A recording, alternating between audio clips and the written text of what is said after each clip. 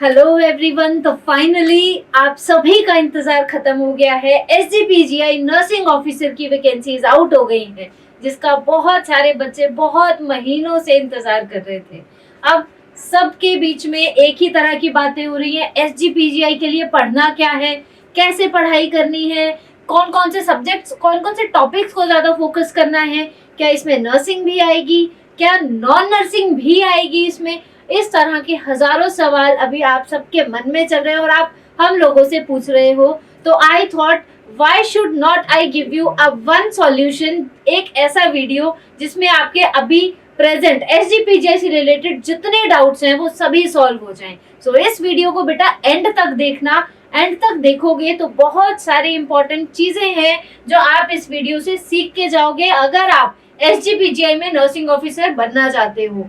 And let me tell you very clearly, SGPGI में जिन्होंने already join किया है पिछले कुछ सालों में, उनका work is going to the perfect level. साथ में सैलरी बहुत अच्छी है। और अगर मैं बात करूं वहां के वर्क एनवायरनमेंट की, सो वहां का वर्क एनवायरनमेंट बहुत पॉजिटिव है। यस, थोड़ी बहुत चीजें हर जगह होती है, it is part of life, but overall the work is very good there. And उसके साथ में आपकी लाइफ बहुत अच्छी हो जाएगी अगर आप वहां पे एज अ नर्सिंग ऑफिसर बन जाते हो।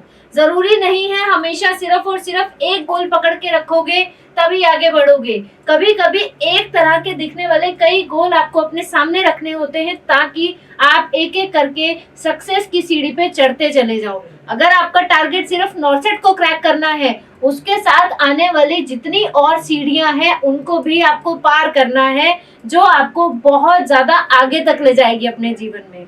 ठीक है। सो एसजीपीजीआई नर्सिंग ऑफिसर बहुत बच्चों का आप में से सपना नहीं होगा। बहुत बच्चे सिर्फ नॉर्सेट को फोकस कर रहे होंगे, या बहुत बच्चे ऐसे होंगे जो सिर्फ और सिर्फ एसजीपीजीआई में ही काम करना चाहते होंगे as a nursing officer, NORCET नहीं होगा। तो आप सभी के लिए ये वीडियो आजकल बहुत यूजफुल होने वाला है। शुरू करते हैं। सबसे पहले तो बेसिक साइंस एंड न्यूट्रिशन पे। ये कहने को एक बहुत छोटा सा वर्ड है, बहुत छोटा सब्जेक्ट है। अगर इसको सिंपल टर्म्स में देखें कि basic science, nutrition, minor subjects है नर्सिंग, है ना, लेकिन ये बहुत इंपॉर्टेंट है। क्यों? क्योंकि यहाँ से बेटा वन लाइनर्स क्वेश्चन आते हैं, डायरेक्ट क्वेश्चन आते हैं। एंड सिनेरियो बेस्ड क्वेश्चन में तो कहीं ना कहीं आप कुछ ना कुछ करके थ्योरी को लगा के रैशनल निकाल लेते हो, लेकिन डायरेक्ट क्वेश्चन तो थ्योरी से डायरेक्ट होते हैं। आता होगा तो हो जाएगा, नहीं आता होगा तो आपको छोड़ना ही पड़ेगा। So this is very very important. For example, आपको एनाटॉमी को कवर करना है। ठीक है, आपको यहाँ एनाटॉमी को कवर करना है। एनाटॉमी के साथ बायोकेमिस्ट्री जरूर पढ़नी है and physiology. Anatomy, physiology plus biochemistry, micro organisms, sterilisation and disinfection. अब आप कहेंगे मैम ये तो माइक्रोबायोलॉजी का है। सो बेटा माइक्रोबायोलॉजी, बायोकेमिस्ट्री, एनाटॉमी, फिजियोलॉजी, ये सभी चीजें, ये और लेबोरेटरी, ठीक है, ये सब चीजें किस में आएंगी? हमारी सब बेसिक साइंस में आ जाएंगी। राइट। Doses, calculation, prescriptions. अब आप कहेंगे मैम ये तो फार्मा का है। फार्मा का नहीं है बेटा, ये बेसिक साइंस में आएगा। बेसिक साइंस में क्यों? क्योंकि यहाँ से आपको मोस्टली वन लाइनर्स के क्वेश्चन मिलने वाले हैं, डायरेक्ट क्वेश्चंस मिलने वाले हैं। ठीक है। और एसजीपीजीआई का अगर आप प्रीवियस पैटर्न का क्वेश्चंस उठा के देखेंगे, प्रीवियस ईयर क्वेश्चंस देखेंगे, आपको वहां पे ये बहुत अच्छे से मिल जाएंगे। इस तरह के डायरेक्ट क्वेश्चंस पूछे गए हैं। Drug group and toxic symptoms. कौन सी ड्रग से कौन सा टॉक्सिक सिम्टम होता है? Digoxin toxicity, lithium toxicity, all these are important. Nutrients, balance diet किसे कहते हैं, एंड डेफिशिएंसीज। बैलेंस डाइट से रिलेट करते हुए आपको सारी डेफिशिएंसीज पढ़नी है, ऑन द टिप्स होनी चाहिए for SGPGI. And then therapeutic diet for some specific disease condition. कौन सी डिजीज कंडीशन में कैसी डाइट देनी है, डायबिटिक पेशेंट को कैसी डाइट देते हैं।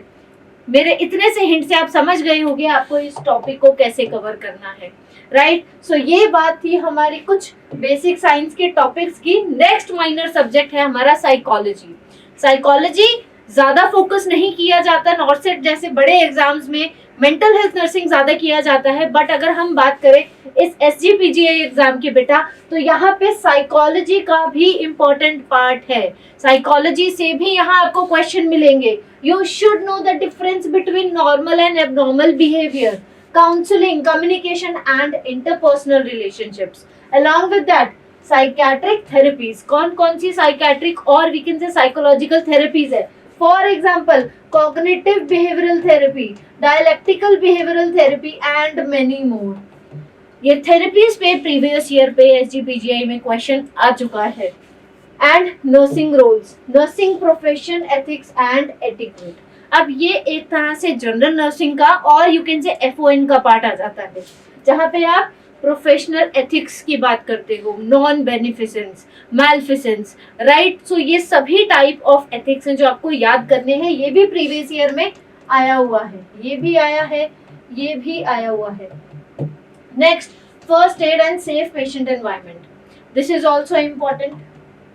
Then next is medication administration and record maintenance. यहाँ से सिनेरियो बेस्ड क्वेश्चन आप एक्सपेक्ट कर सकते हो। एक पेशेंट है, उसको इस टाइम पे ड्रग दिया है, चार्टिंग नहीं हुई है, तो नेक्स्ट एक्शन क्या होगा। ड्यूटी नर्स को इन्फॉर्म करना, इंचार्ज को इन्फॉर्म करना, रिपोर्ट फाइल करना कि केस रिपोर्ट फाइल करना कि प्रॉब्लम हो गई है, या फिर अब जाके मेडिकेशन चार्ट में चार्टिंग कर देना। इस तरह के ऑप्शंस के साथ में आपको यहाँ केस सिनेरियो दिया जा सकता है। अब चलते हैं नेक्स्ट पे। नेक्स्ट आता है बेटा community health nursing.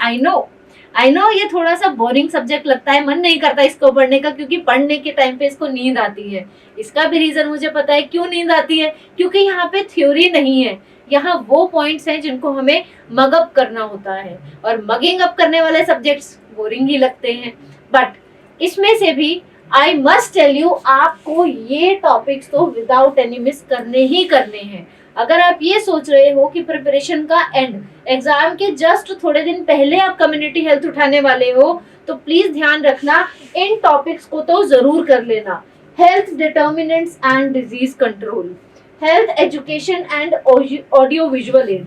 Audio visual add बहुत छोटा सा टॉपिक है, बहुत सिंपल सा टॉपिक है, लेकिन इस पे PYQ है। इवन ESI के एग्जाम में भी यहाँ से क्वेश्चन आ चुका है। जिन्होंने ESI एग्जाम दिया था उन सबको पता है, last ESI exam. Medico social work and family planning, very important. Maternal and child health services, इसको तो आप 5 स्टार लगा लो, ये तो आपको जरूर करना है। 5 स्टार टॉपिक है, 5 स्टार। इस पूरे वीडियो में मैं जहाँ 5 स्टार कह दूं, उस टॉपिक को आप बड़ा बड़ा अपने सामने लिख लेना, अगर SGPGI क्रैक करना है।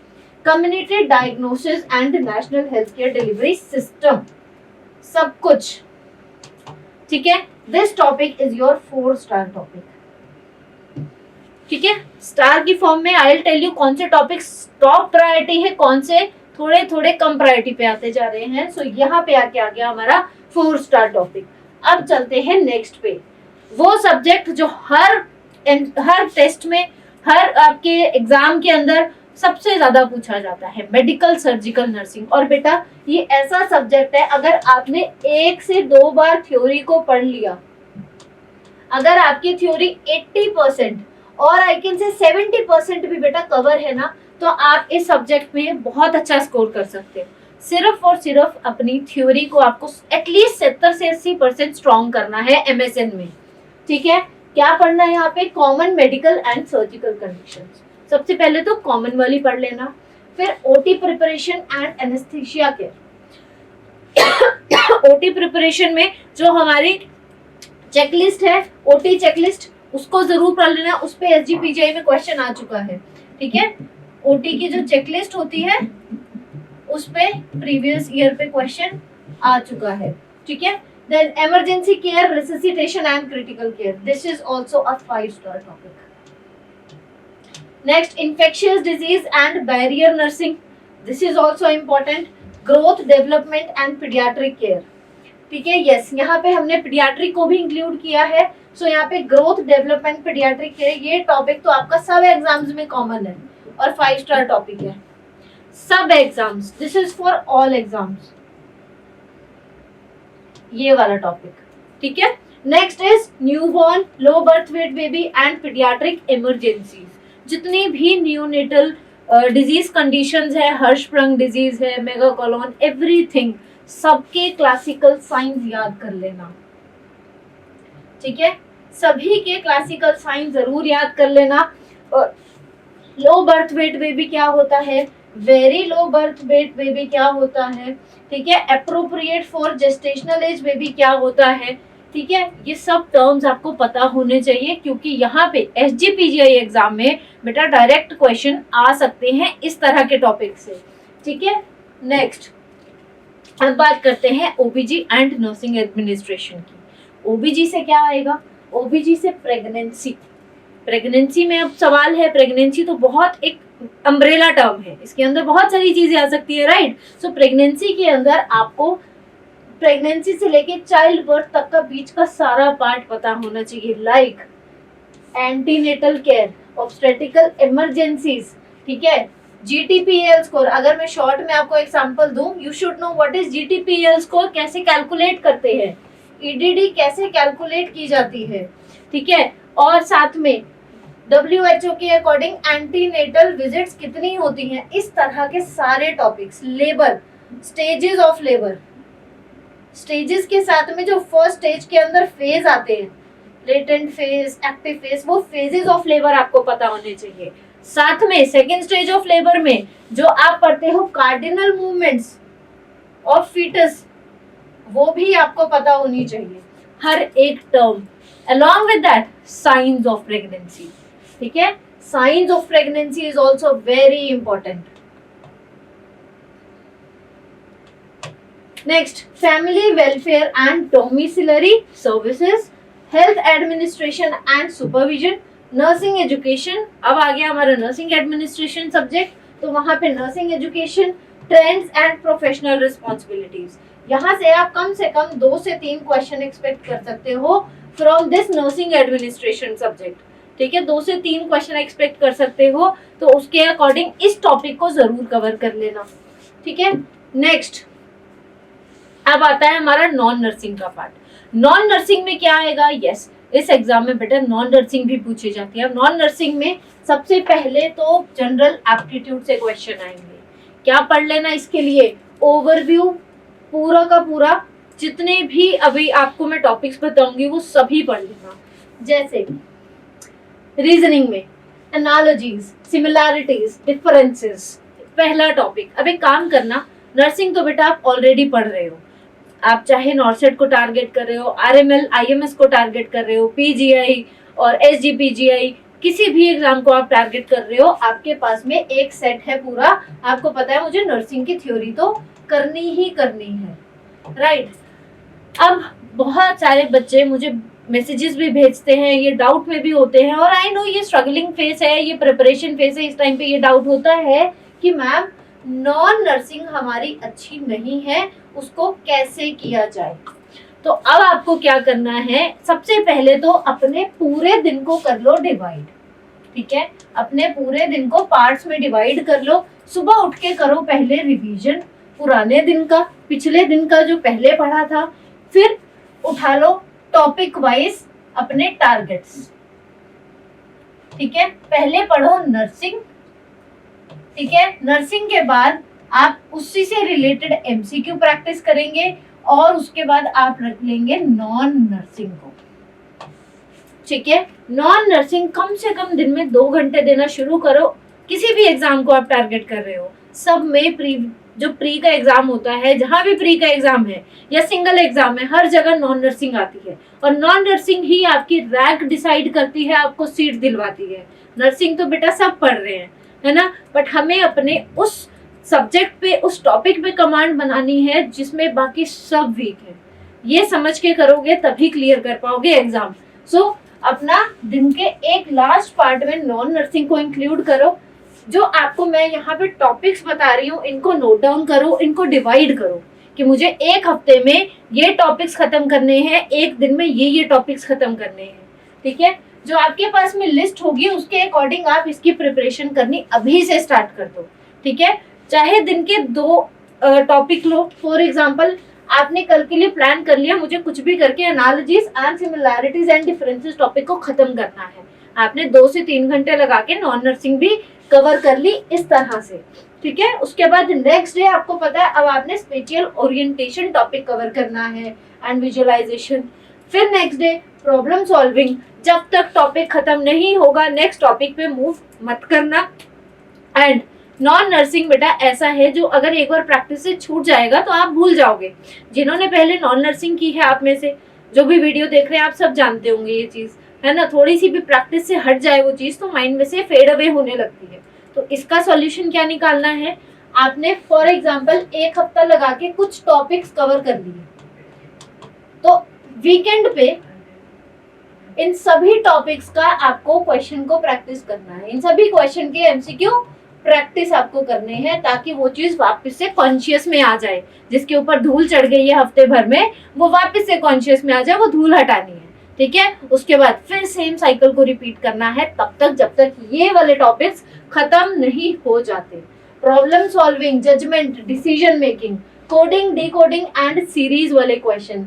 वेन डायग्राम तो बहुत कॉमन है, बहुत कॉमनली पूछी जाती है। एंड इन्फ्रेंसेस, पैटर्न फोल्डिंग, कुछ इमेजेस दी जाती है उसके फोल्डिंग के बेसिस पे सिमेट्रिकल आंसर देना होता है। Embedded figures, emotional and social intelligence वाले क्वेश्चंस, रिलेशनशिप वाले क्वेश्चंस, फादर मदर, पेडिग्री जैसा चार्ट बनाना है उसकी भी टेक्निक होती है। पेडिग्री जैसा साइड में चार्ट बनाओ रफ वर्क में और उसको सॉल्व करो। डायरेक्शंस वाले क्वेश्चंस, यस, ठीक है, you can include here directions वाले क्वेश्चन, साथ में रिलेशनशिप वाले क्वेश्चंस ये भी ऐड ऑन कर लेना, ठीक है। नेक्स्ट जनरल नॉलेज से। अब जनरल नॉलेज के बहुत सारे सवाल आते हैं मेरे पास आप सबके कि मैम कहाँ से पढ़े, जीके कहाँ से पढ़े। तो बेटा जनरल नॉलेज ना एक अपने आप में बहुत बड़ा सब्जेक्ट है। इसमें आपका करंट जो अभी देश में चीजें चल रही हैं वो भी आती हैं, इसमें प्रीवियस हिस्ट्री भी आती है। कई बच्चे मुझे बोलते हैं कि मैम हिस्ट्री आ गई थी, जनरल नॉलेज से तो पेपर में कुछ नहीं पूछा था। But you should also understand general knowledge का मतलब है एक जनरल, एक बेसिक नॉलेज अपने देश के बारे में, अपनी दुनिया के बारे में, जिसमें हिस्ट्री भी आती है, जिसमें प्रेजेंट सिचुएशन भी आती है। सो करंट अफेयर्स जरूर आएंगे एंड एवरीडे साइंस, कोई भी नई अपडेट साइंस में हो रही है, टेक्नोलॉजी में हो रही है, वो भी जनरल नॉलेज है। India and neighbouring countries, geography, this also comes in general knowledge. अब आप कहेंगे मैम ये तो सोशल स्टडीज है। नहीं बेटा, एसएसटी में पढ़ा जरूर था आपने स्कूल में, लेकिन ये सोशल स्टडीज नहीं है, ये हमारी जनरल नॉलेज ही है। History, culture and geography, economy, public policy and scientific research, ये सभी चीजें आपको ऑन द टिप्स रखनी है। इसके लिए क्या कर सकते हो, डेली कम से कम 1 से 2 वीडियो देखो आप जनरल नॉलेज की, करंट अफेयर्स की, ठीक है। और रिपीट पे देखोगे तभी चीजें याद होंगी, क्योंकि ये सब्जेक्ट ही ऐसा है जिसको मगअप करना पड़ता है। नेक्स्ट आते हैं मैथमेटिक्स एप्टीट्यूड पे। This requires much practice. जितनी प्रैक्टिस करोगे उतनी अच्छी आपकी ये वाला पार्ट होगा इस एग्जाम के लिए। Numbers, decimals, fractions, percentage, ratio, proportion, average, interest, profit loss के ऊपर बहुत सारे क्वेश्चंस आते हैं बेटा 5 star. This is your 5 star topic. Discount and partnership पे भी आते हैं बट बहुत ज्यादा नहीं आते। Then comes geometry, triangle, circles, polygons, very important, but yes आप इसको 3 स्टार दे सकते हो और एसजीपीजीआई। नेक्स्ट इज मेंसुरेशन, जहाँ पे कोन, सिलेंडर, स्फीयर, पिरामिड, इनकी कैलकुलेशंस आती है। अगेन 2-3 स्टार टॉपिक है। Trigonometry, heights and distances, graphs, histograms, bar charts, this is 4 star, ठीक है। This is your 4 star topic. और अगर ट्रिग्नोमेट्री की बात करें again this is 3 star topic, right. So ये पार्ट था हमारा मैथमेटिक्स का, एप्टीट्यूड का। अब चलते हैं next and the last one पे, जो है जनरल इंग्लिश। एक्सपेक्टेशन ये होती है हमारी कि इंग्लिश के क्वेश्चन आएंगे, चलो ये तो हम आराम से कर ही लेंगे, क्यों, क्योंकि हम इंग्लिश मीडियम के बच्चे हैं। जो भी आप में से इंग्लिश मीडियम के हैं उनके लिए मैं ये चीज बोल रही हूँ कि हमें बहुत ईजी लगता है कि भाई इंग्लिश मीडियम है तो आराम से कर लेंगे, बट नहीं। यहाँ पे जनरल इंग्लिश का मतलब ये नहीं होता कि एक सिंपल इंग्लिश पूछी जाएगी। यहाँ आपको एरर को स्पॉट करना आएगा, फिल इन द ब्लैंक्स करना आएगा, कुछ ऐसे डिफरेंट सेंटेंसेस दिए होंगे जो आपने कभी पढ़े नहीं होंगे या बहुत कम उन चीजों पे हम ध्यान देते हैं। सिनोनियम सेम मीनिंग वाले वर्ड्स, एंटोनियम्स ऑपोजिट मीनिंग वाले words and spellings, idioms and phrases 5 star है ये तो, क्योंकि ये टॉपिक एग्जाम को एक कॉम्पिटिटिव लेवल देता है। आइडियम्स मुहावरे, कुछ ऐसे इंग्लिश के मुहावरे हैं जो हमने ध्यान भी नहीं दिए होते कभी अपनी डेली लाइफ में, उस तरह के मुहावरे क्वेश्चन में पूछ लिए जाते हैं।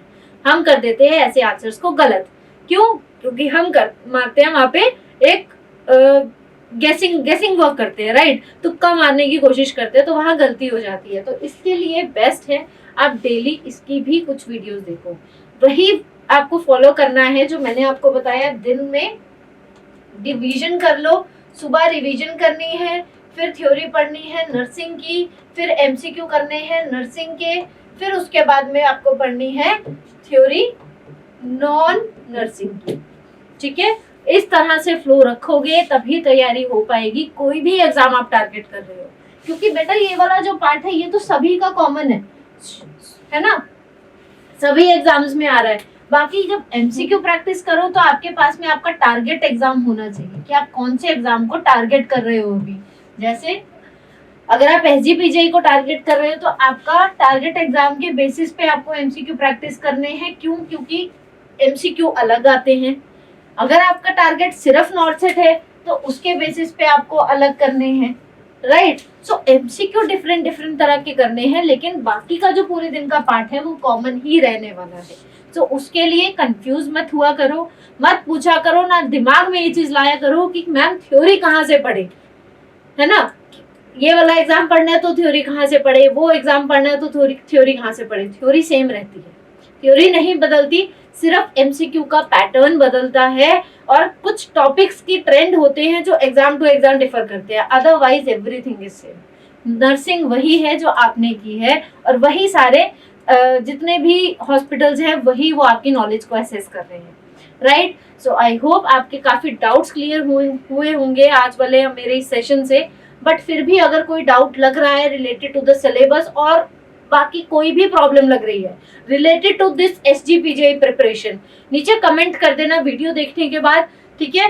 एंड वी विल ट्राई कि हम आपको उस प्रॉब्लम का सॉल्यूशन दे सके अगर वो प्रॉब्लम बहुत जेन्युइन और फिजिबल रहेगी।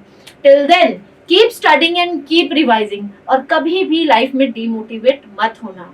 अगर नॉर्सेट में नहीं हुआ सिलेक्शन अभी नॉर्सेट 10 में, as I was getting so many messages and I was watching the reels, नहीं होता अगर, ठीक है, तो डीमोटिवेशन नहीं लाना अपने अंदर। क्यों? क्योंकि जरूरी नहीं है जहां हम चाह रहे हैं वहीं हमारा सक्सेसफुल होना लिखा हो। कई बार भगवान ने कुछ अलग सोचा होता है हमारे लिए, कुछ और बड़ा सोचा होता है। और ये सिर्फ कहावत की बात नहीं है, I am the example, I am the live example of this. I have also faced so many things in my life, तब जाके कुछ हुआ है लाइफ में और कुछ अचीवमेंट किए हैं, ठीक है? तो बिल्कुल रिलैक्स होके अपनी प्रिपरेशन को करो, टेंशन बिना लिए। कोई भी डाउट हो, कोई भी सजेशन चाहिए हो रिलेटेड टू योर प्रिपरेशन, नीचे वीडियो के कमेंट कर देना, ठीक है? चलो, thank you so much everyone, take care, bye bye.